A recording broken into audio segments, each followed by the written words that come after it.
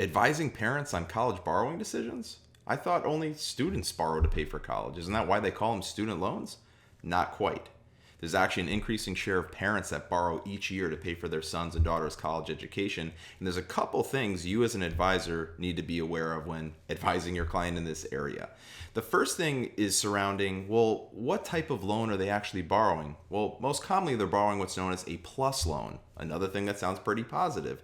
However, there's some issues with plus loans when it comes to what costs are you actually paying for? Not just the interest rates, but they carry high origination fees. So it means it's very difficult, or it can be difficult, for parents and advisors to actually compare federal borrowing options with private loan options under certain circumstances. The second thing to think about is, well, how are parents even finding out about plus loans or knowing what they're eligible to borrow through that system? Most likely it's coming through the financial aid award letters. Sounds pretty straightforward.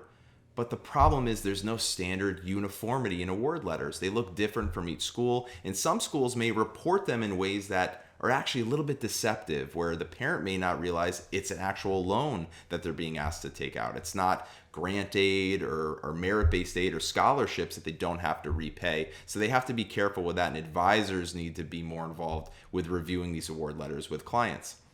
The next thing to think about is, well, who are these loans actually designed for? Obviously, they're designed for parents, but they really were targeted at lower income families, so they weren't priced out of the market.